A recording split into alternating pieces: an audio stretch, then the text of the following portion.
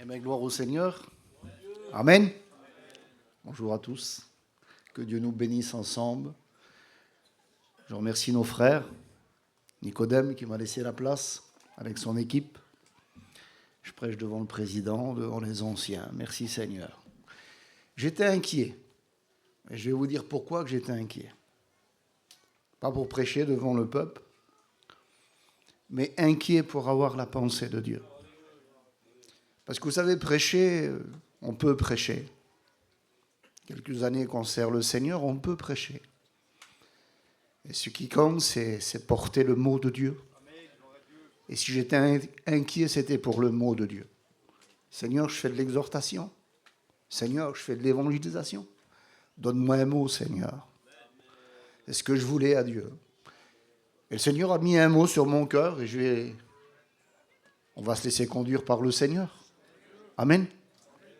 Vous savez, dans cette retraite, moi, j'ai été vraiment béni. Et je pense que je n'ai pas été le seul. Le premier message qu'on a écouté, c'était sur le miracle. Vous savez, certains voudraient voir des miracles. Beaucoup de gens voudraient voir des miracles. Mais je voudrais vous présenter ce soir ce miracle. Oui, c'est un miracle. Regardez ce monde-là, l'écoute de la parole de Dieu. La Bible dit que ce sont les intelligents qui cherchent Dieu. C'est un miracle, ça. Amen. C'est un miracle. Je ne suis pas trop vieux, mais j'ai quelques années quand même. Pas loin de la soixantaine. Je me rappelle, moi, mon père, ce n'était pas un homme méchant, mais c'était un buveur. Et chez nous, c'était tous des buveurs. On ne pouvait pas se mettre avec plusieurs campines, ça ne marchait pas. Alors après, mon père s'est converti, merci Seigneur. Mais regardez aujourd'hui combien de campines, quelle paix de Dieu! Quelle paix du Seigneur. Amen. Ça, c'est un miracle. Amen. Amen. Voilà, merci Seigneur. Donc, je vais faire une lecture dans la parole de Dieu avec vous.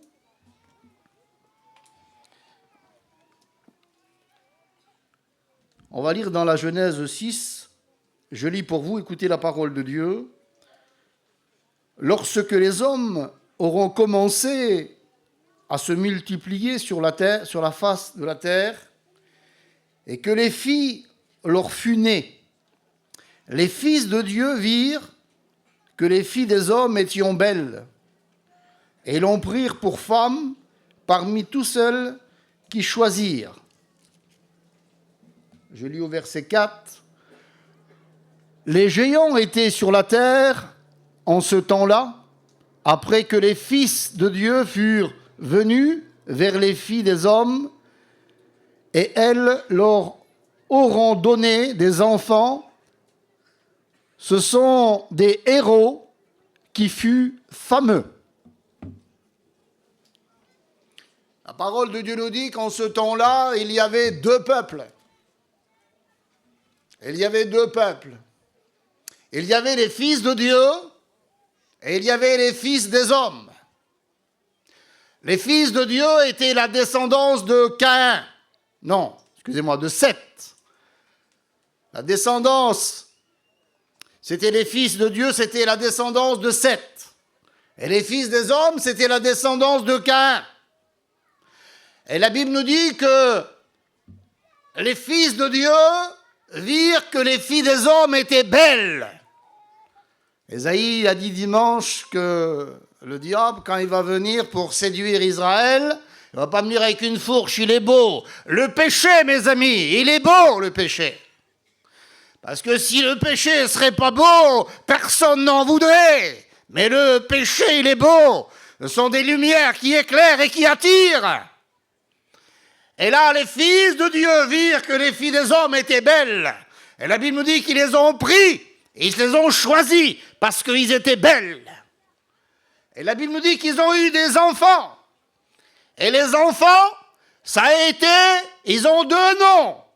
Mais ce n'est pas Dieu qui a donné ces noms-là. Ce sont les hommes, le peuple.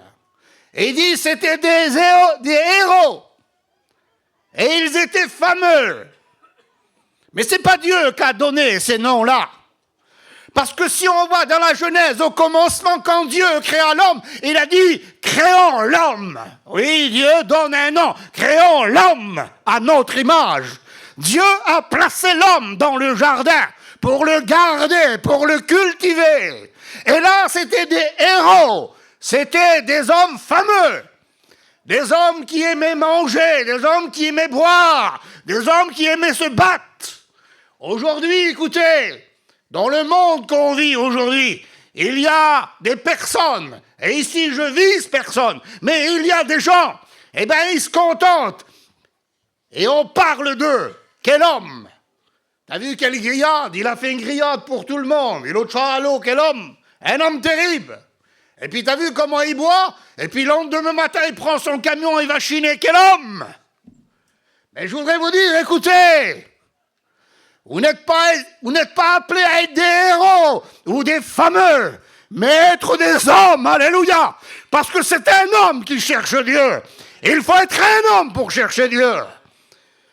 Il faut être un homme, oui, pour dire non à Satan, pour dire non au monde et dire oui à Dieu. Il faut être un homme de décision. Et il n'y a qu'un homme qui peut prendre une décision. Vous savez, aujourd'hui, il y a plein de personnes. Quand c'est l'époque des missions, ils partent en mission. Quand c'est des régionales, ils vont à la régionale. Mais il y a combien d'années que tu viens dans les missions? Il y a combien d'années que tu viens dans les régionales? Est-ce que tu as pris la décision ou est-ce que tu aimes comme les gens disent de toi? Ah, je suis un homme fameux, t'as vu, l'homme l'a dit. Ah, je suis un héros. Il faut que tu sois un homme pour Dieu. Un homme qui sert Dieu. Vous savez, écoutez, je vais vous dire quelque chose. Certains croient, parce qu'ils font des belles grillades. C'est pas interdit de faire des grillades, hein. Vous faites une grillade, vous m'invitez, je vais manger avec vous. Il y en a qui croient parce que, eh bien, ils vont plus que les autres. Ces hommes-là, écoutez, il dit que c'était les géants. En ce temps-là, il y avait des géants. Ils tombaient sur les autres. Ils étaient capables de manger plus que les autres. Capables de boire plus que les autres. Capables de faire des choses terribles. La Bible nous dit qu'ils mangeaient. Ils buvaient, ils se marièrent et marièrent leurs enfants. Ah, c'était des hommes de fête, des hommes de guerre, des hommes de bagarre. Mais quand Dieu a dit « créons l'homme à notre image », la Bible nous dit que Dieu l'a placé dans le jardin. Et je voudrais te dire, eh bien, toi ce soir qui est là ce soir à l'écoute de la parole de Dieu, oui, le Seigneur voudrait te dire, tu es aussi toi un homme, que moi, un jour, j'ai monté sur le bois de la croix pour toi. Et tu as besoin, non pas qu'on t'appelle un héros, non pas un homme fameux, mais un homme qui veut servir Dieu. Un homme qui veut servir Dieu. Amen. La Bible nous dit, écoutez, ce peuple-là a grandi. Et tellement que c'était un peuple méchant, un peuple bizarre. Pour rester, si vous voulez, peut-être sérieux dans mes mots, sans dire n'importe quoi, mais si on pourrait parler de ce qu'ils étaient, ce peuple-là. C'est un peuple terrible où que Dieu ne pouvant plus supporter le péché des hommes, il ne pouvait plus supporter les péchés des hommes, à tel point que ce péché est monté à un niveau où que Dieu prend une décision.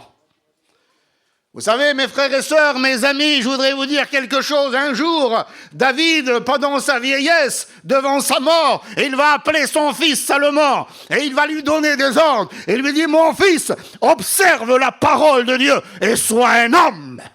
Alléluia. Oui, c'est un homme qui observe la parole de Dieu. C'est un homme qui cherche Dieu. Et peut-être que tu aurais besoin de comprendre ce soir que tout ce que tu fais, que les gens parlent de toi, tu attristes le Seigneur parce que lui, il te cherche. Lui, il t'attend. Il te cherche. Laisse-toi trouver. Oui, laisse-toi trouver par celui qui te cherche. Viens dans ses bras. Tu ne seras jamais déçu. Tu as écouté des témoignages. Tu as vu des vies transformées. Des personnes qui servent Dieu. Des jeunes qui chantent pour Dieu. Parce qu'ils ont venu dans les mains du Seigneur. Et dit, celui qui est dans ma main, nul pourra vous ravir de ma main. Amen. Il y a eu là, écoutez... Il y a eu là un péché que Dieu ne pouvant plus supporter. Alors Dieu va chercher un homme. Ah Seigneur, Il te cherche ce soir. Est-ce que tu vas te laisser trouver par lui? Alléluia. La Bible nous dit qu'il va chercher un homme. Il regarde sur la terre est corrompue. Mais la Bible nous dit qu'il voit un homme. Ah, gloire à Dieu. Il voit un homme.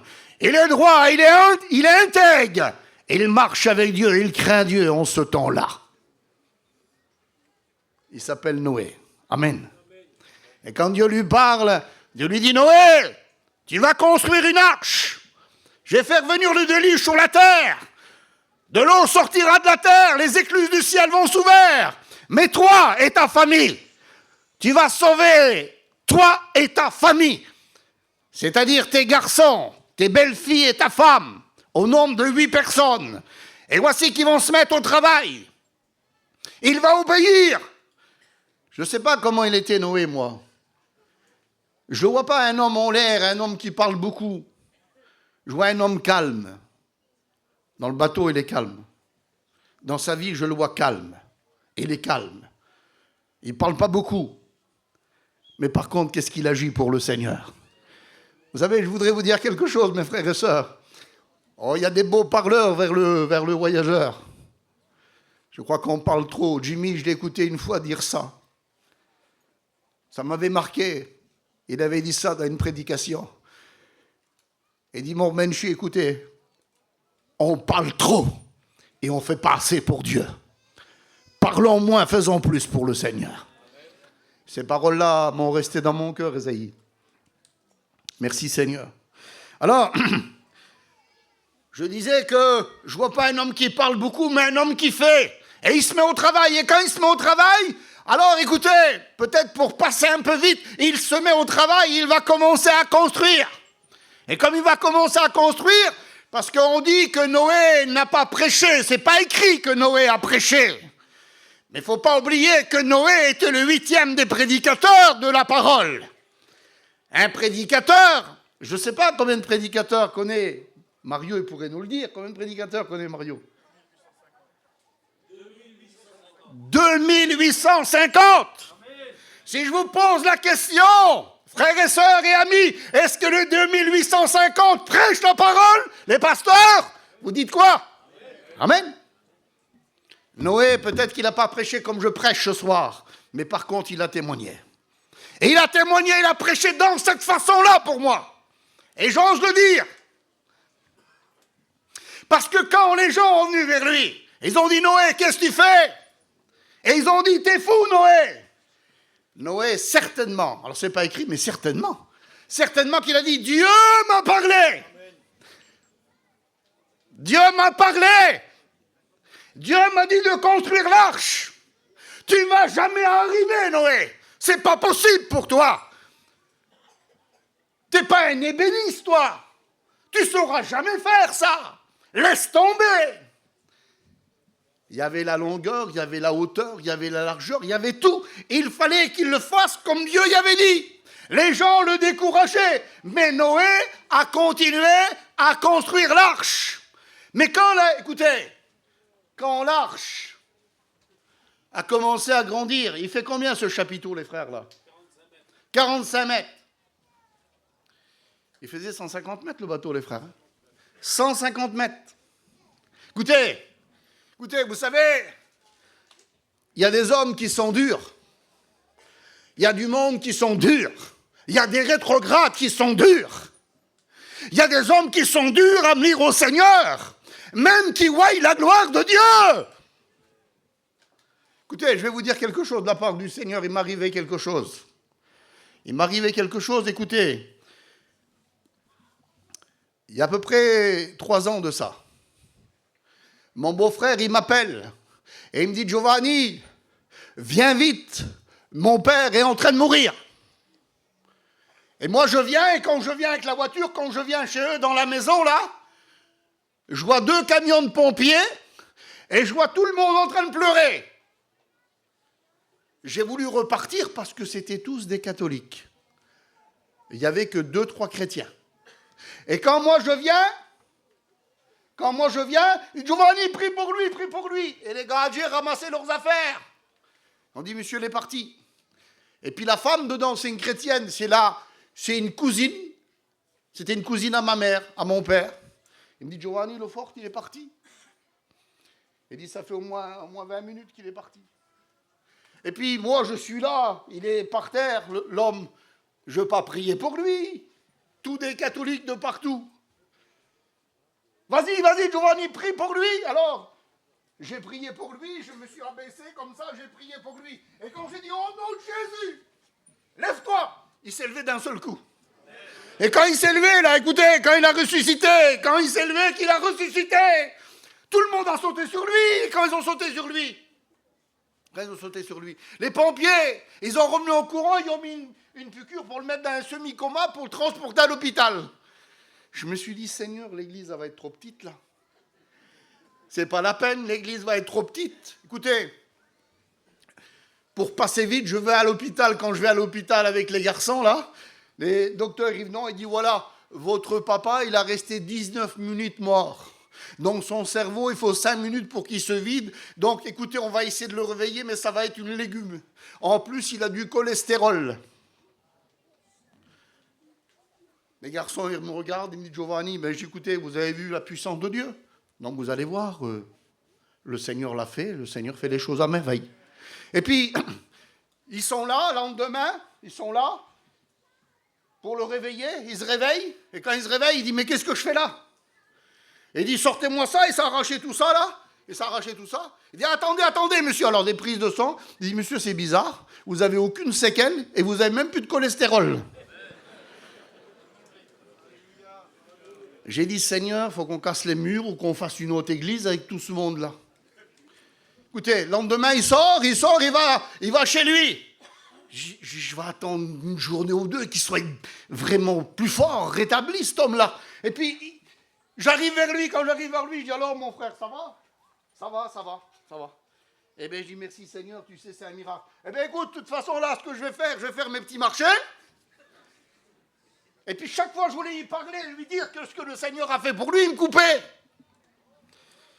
Puis j'ai pris l'autorité, j'ai dit, écoute mon frère, au nom de Jésus, tu vas m'écouter maintenant. Il ne voulait même pas m'écouter que le Seigneur l'avait béni, que le Seigneur l'avait ressuscité. Oui, le monde est dur.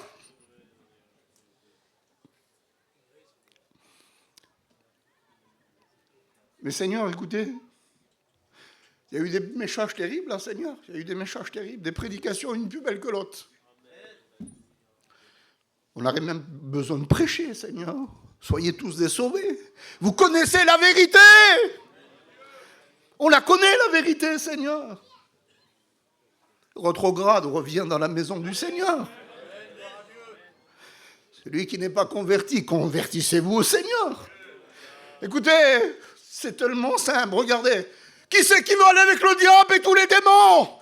La Bible dit, écoutez, après le grand trône blanc, il dit que le nombre des démons seront comme le grain de sable de la mer, ou que Dieu va les jeter à l'enfer. Qui c'est qui va aller avec les démons? Qui c'est qui va lever la main là? Personne. Il n'y a pas d'y aller là. Vous comprenez ça? Par contre, la Bible nous dit que le Seigneur, pour celui qui sera sauvé, on le verra tel qu'il est.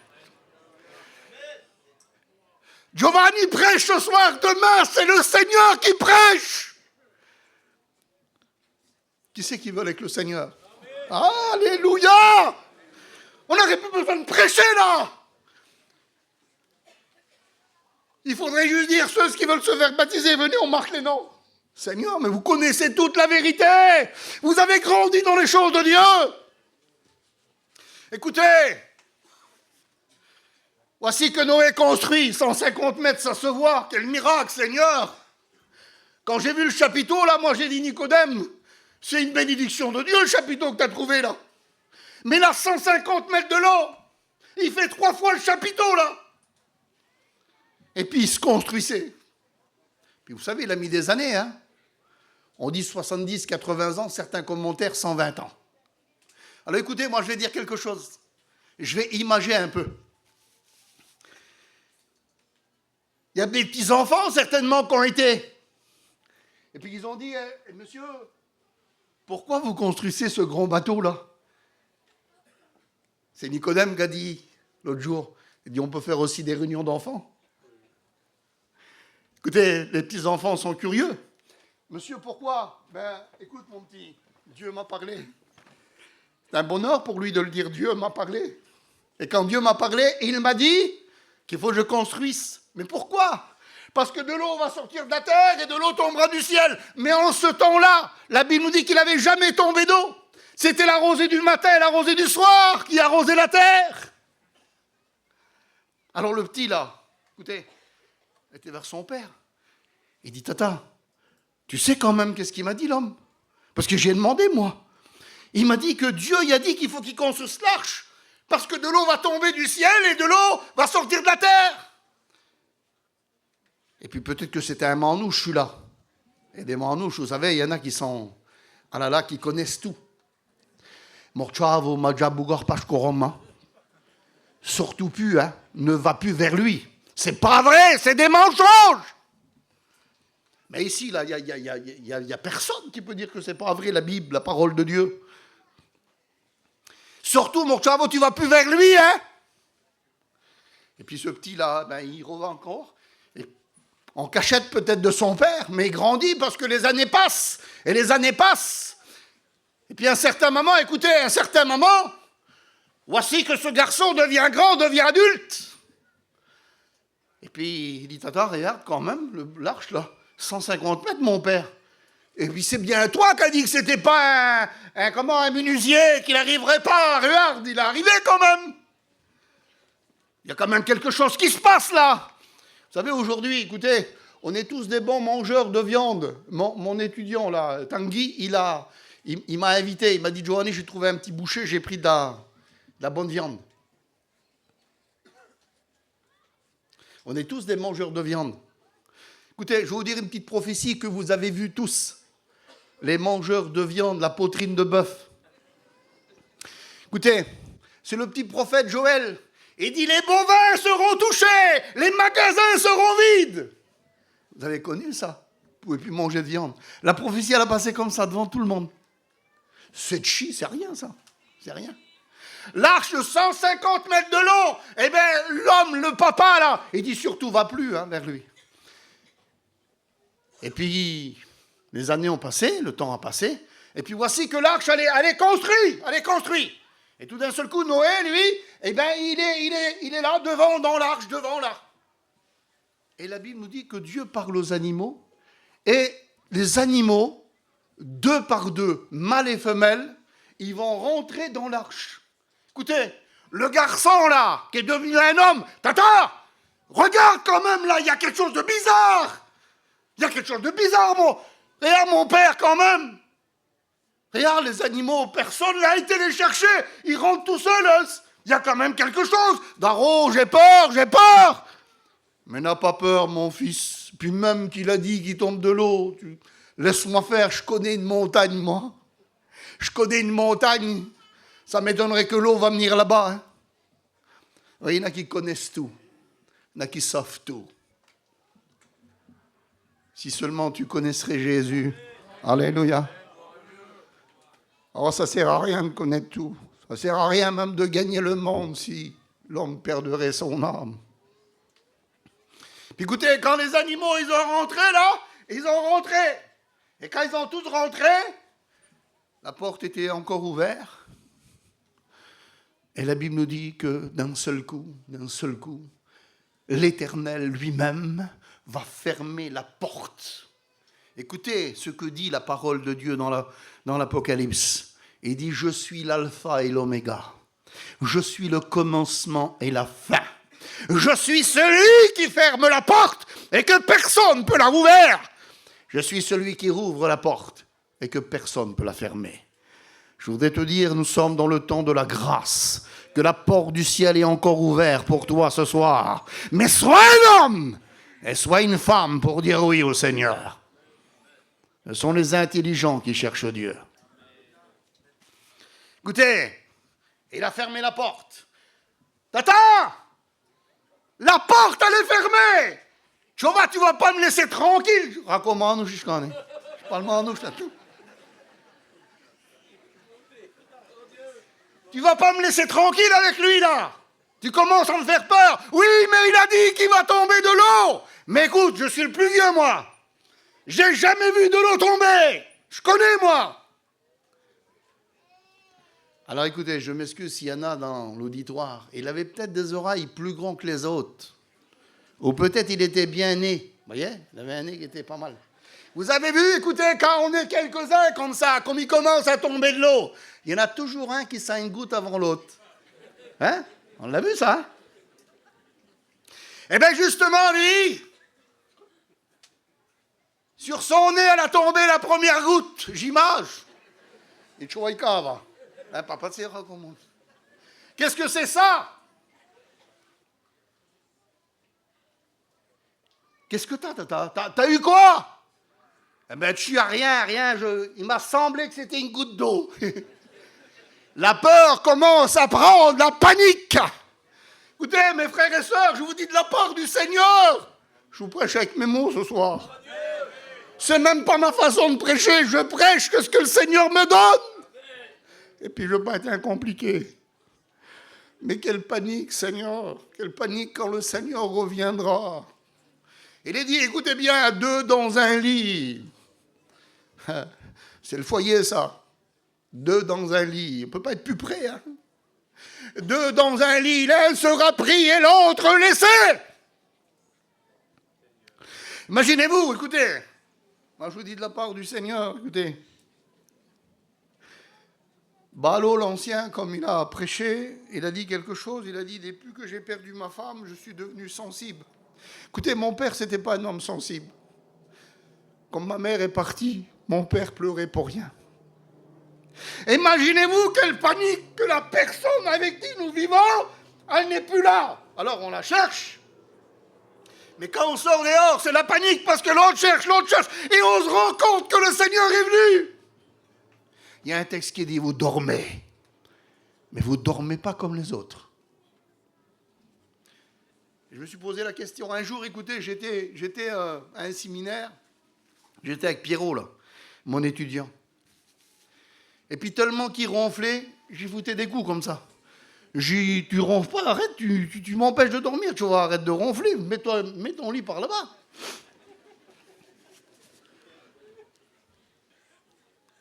Et puis c'est un malin, c'est un filou, si vous saurez.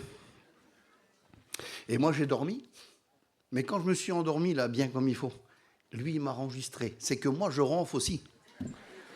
Parce qu'en réalité on ronfle tous. Mais le texte, il dit, vous dormez, mais vous ne dormez pas comme les autres. Savez-vous pourquoi qu'un chrétien ne dort pas comme les autres? Parce qu'un chrétien dort avec une espérance.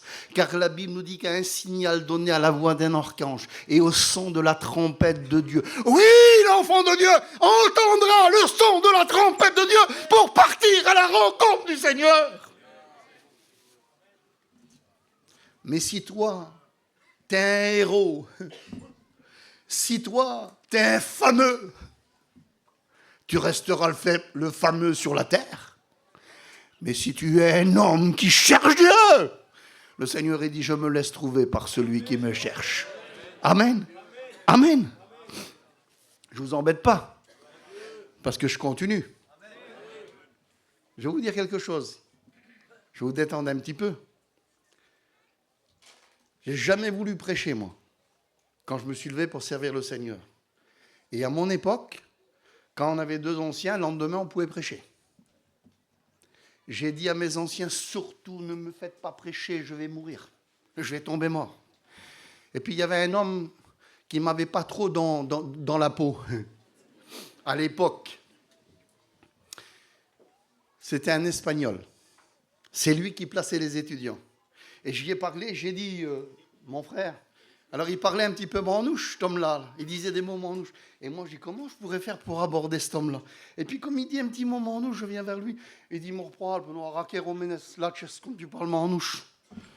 Il dit, qu'est-ce que tu veux, le petit Sauzer, toi? Il l'a vu aussitôt. Seigneur, écoute, qu'est-ce que tu veux, le petit Sauzer, toi? Mais je dis rien, mon frère. Je voulais juste te demander quelque chose. Fais-moi surtout pas prêcher. Et il dit, tais-toi et tu feras ce qu'on te dira. On était en ordre là-bas. Les réunions finies, les études finies. Merci Seigneur. Pas un chant, pas un témoignage. Ah là, j'étais content, je ne savais pas lire. Tout d'un seul coup, il y a un étudiant qui vient en courant et dit « Giovanni, sur le tableau, t'es marqué, Giovanni, prédication sous le grand chapiteau !» Je dis « C'est pas vrai !» Alors je cours aussi, moi. Je vois mon nom en dessous le grand chapiteau. Le grand chapiteau de la mission. Alors, vous voyez les marches là qu'il faut monter là. J'étais assis par là, moi là. Il faut les monter là. Je dis « Seigneur, je vais tomber à la renverse. » Et puis, je tremblais, c'est même pas la peine. Et puis il y a un homme à côté de moi, il me tape sur l'épaule, il dit « Mon frère, c'est toi qui prêches ?» Je dis « Oui, c'est moi, mon frère. » Mais il ne faut pas trembler comme ça, mon frère, ça va aller, le Seigneur est avec toi, tu vas voir, le Seigneur va te bénir. Je vais prier pour toi. Je dis « Merci, Seigneur. » Je viens là. Je viens là, j'ai fait la moitié d'une seconde. J'ai juste dit « Et le Père le vit de loin. Mettez-lui la robe blanche et mettez-lui un anneau au pied et parti. »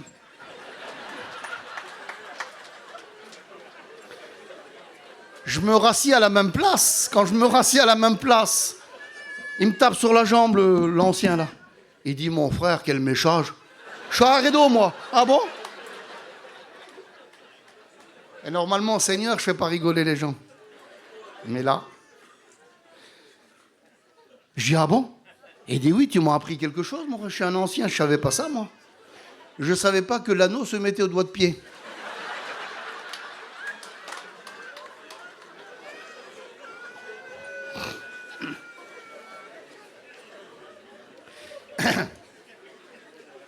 Oh, c'est pour vous dire.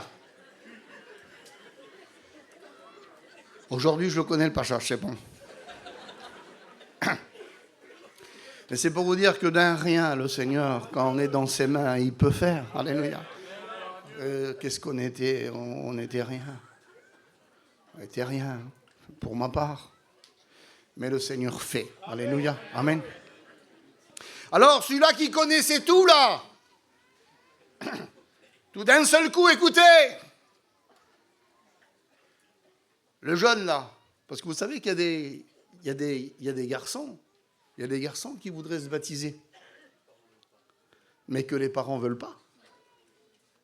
Écoutez, celui-là que j'ai prié pour lui, là, qu'il a ressuscité. Vous avez vu mon neveu, là, qui est venu témoigner, là? Il y a un grand comme ça, un peu, là. Il a témoigné. Je l'ai baptisé cet été avec sa femme. Merci Seigneur, ça l'a bougé quand même. J'ai baptisé son fils, donc mon beau-frère. J'ai baptisé son fils dans la même ville à Niort. Il n'est pas venu. Par contre, pour le baptême de son petit-fils, il est venu. Alors, il y a des personnes comme ça et des parents. Non, tu ne te baptises pas. Hein. Comment tu vas faire? Comment tu vas faire pour chiner? Comment tu vas faire? Surtout, tu ne te baptises pas maintenant. Ils ne veulent pas. Alors, ce garçon-là, pour imager, il dit « Tata, je te l'ai quand même dit, quand j'ai vu les animaux rentrer, les lions !» Vous savez ce qu'il a dit, lui? Il connaît tout. Il dit « Tu vas voir comment il va sortir en courant. Les lions vont le manger. » Mais écoutez, quand l'eau... Écoutez, alors j'image, ça l'a toujours trouvé en lui, là. Ou pas, il va comme ça, l'eau, et puis l'eau a descendu du ciel. Alors le fils, là, il dit « Voilà, c'est de ta faute maintenant, si on l'aurait écouté, on aurait rentré. Regarde les petites sœurs, les petits frères, comment on va faire? Toute ta faute, tata, toute ta faute. » Vous savez que le salut, il est personnel? Sauve-toi toi-même. C'est pour ça que je vous dis, il faut être un homme pour prendre une décision. Oui, un homme pour prendre une décision. Affiche-toi au nom du Seigneur.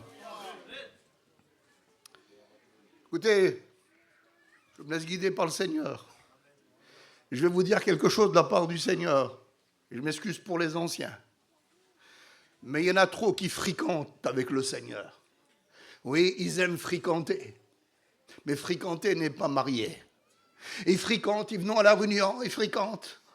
Ça fait 5 ans qu'ils fréquentent, ça fait 10 ans qu'ils fréquentent. Ils fréquentent toujours. Vous savez, écoutez bien, je vais vous dire quelque chose. Pour faire partie du corps de Christ, il va falloir se marier pour devenir l'épouse et que lui devienne l'époux. Mais tant que tu fréquentes, tu ne feras pas partie de l'épouse. Il faut, écoutez bien, il faut être marié Il est l'époux, nous sommes l'épouse. Tant que tu fréquentes. Esaïe, il a dit ça dimanche. J'ai retenu. Il dit, moi, je fréquentais avec elle et je téléphonais. À distance. Oui, mais il l'aimait tellement. Il l'aimait. Et vous savez, quand on aime, on ne peut pas vivre sans la personne qu'on aime. Moi, j'ai fréquenté 2 ans. Elle me disait, elle, quand est-ce que tu me prends? Quand est-ce que tu viens me chercher? Et j'ai dit, prépare-toi, j'arrive. Ah, je me suis marié! J'ai fondu un foyer! Moi, elle, on sert Dieu! Mes garçons sont convertis. J'ai qu'un garçon qui n'est pas baptisé, mais vit en réunion. Et quand j'ai arrêté l'émission, il m'a dit, Tata, tu ne nous fais pas une réunion? Je bénis Dieu, je bénis Dieu. Ne prétends pas aimer Dieu en le fréquentant seulement. Sois marié avec lui. Fais partie du corps du Christ. Amen. Écoutez, c'est un petit manouche qui vous prêche l'évangile. Dans la Bible, il y a des anges. Écoutez, ils ont venu un jour. Alors, je finis sur celui-là peut-être. Là, je vais trop loin, non? Je peux? Alors, merci Seigneur. J'ai le feu vert, là. Écoutez, donc celui-là, là, il dort. Il dit, venez, je connais la montagne. Alors, ils montent sur la montagne, ils sont mis dans un état, même pas la peine pour monter sur la montagne. J'image, plus de main, plus rien, en sang. Et puis quand ils étaient en haut, il dit, ah, la chaise là, ben il peut tomber de l'eau, hein. Et puis le petit gars qui t'a fait peur, là. Eh bien, regarde, lui, il est dans l'arche là-bas, et puis il va peut-être se faire manger. Mais nous, on est sur la montagne. Mais la Bible nous dit que l'eau a traversé les montagnes 7,50 m au-dessus des plus grandes montagnes. Ils sont tous morts. Péris, perdus. Oh, quel dommage, Seigneur, quel dommage. Écoutez, il y a des anges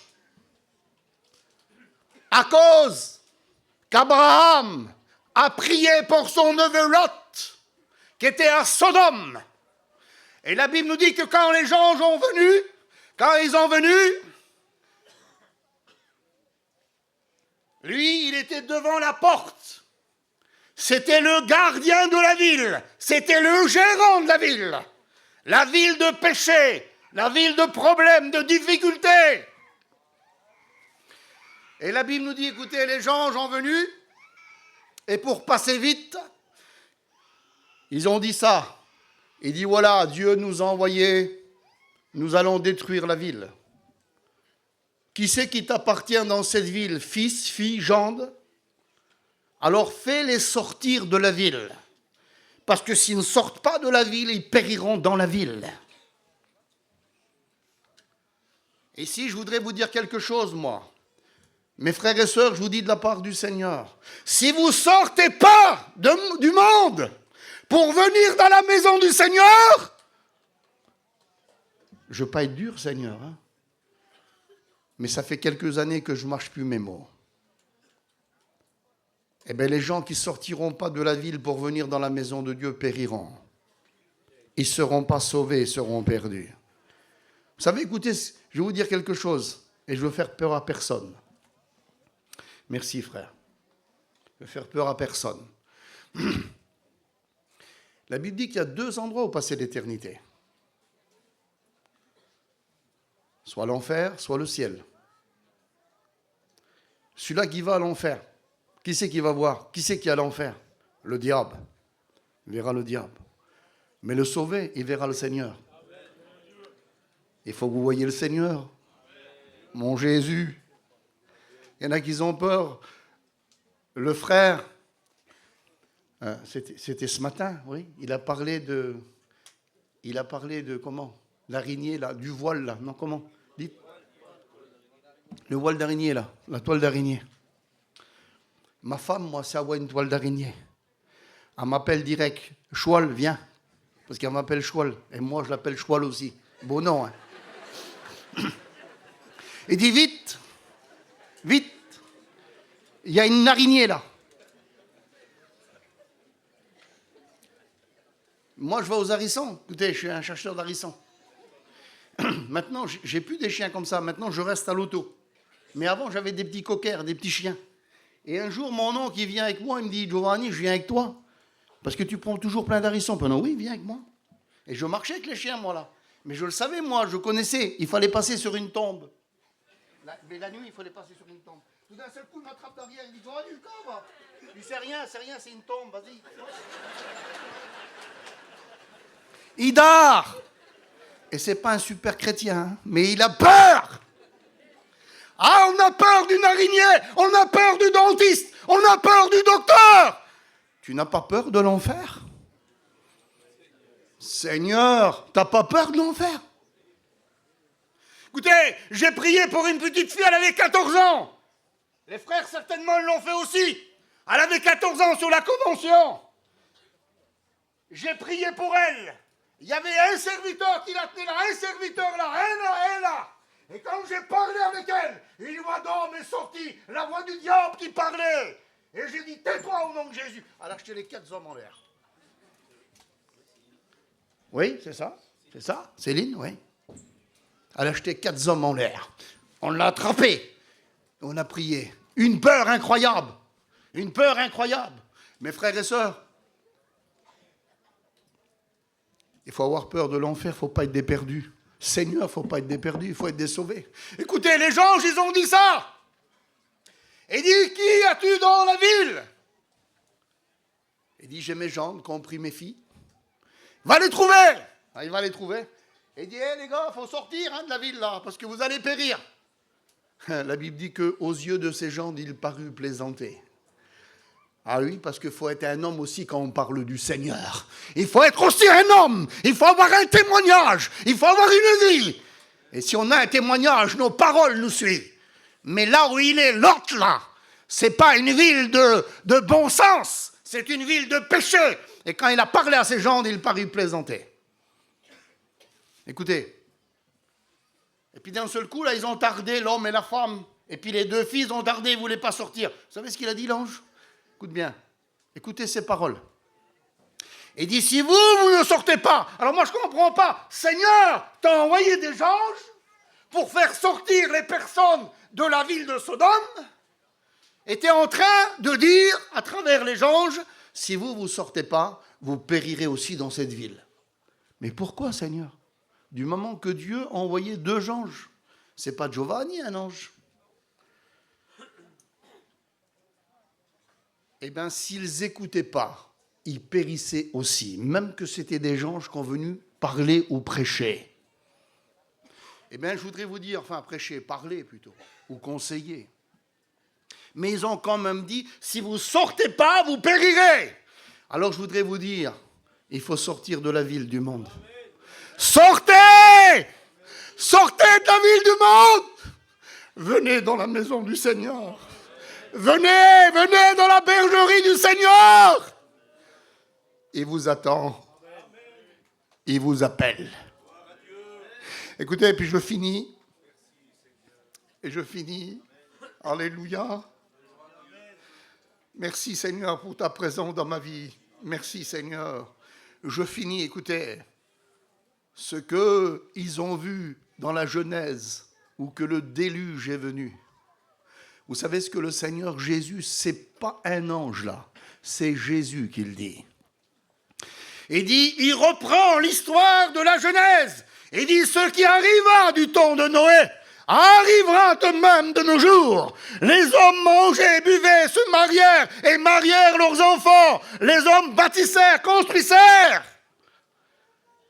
Et puis vous savez, ce qui me fait froid dans le dos, c'est que la Bible nous dit que même le bateau de 150 mètres là, ils sont aperçus de rien qui a amené le déluge. Ils sont aperçus de rien. Eh bien, je voudrais vous dire, mes frères, mes sœurs, mes amis, rendez-vous compte en quel temps nous sommes. Je vais dire quelque chose. C'est enregistré, les frères? Ah non, non, j'allais sortir une note. Je voudrais juste vous dire ça, puis j'arrête au nom du Seigneur. C'est Jésus qui l'a dit. Ce qui arriva du temps de Noé arrivera de même de nos jours. À l'époque de Noé, ils ont tous péri. Ceux qui n'ont pas sorti de Sodome, ils ont péri. Je vous dis de la part du Seigneur, ceux qui ne sortent pas du monde et qui ne viennent pas dans la maison du Seigneur ne seront pas sauvés non plus. Vous voulez être sauvés? Rencontrez Jésus. Il est mort, il est ressuscité, et il est parti nous préparer une place. Et vous êtes qui pour refuser la place que Dieu nous a préparée?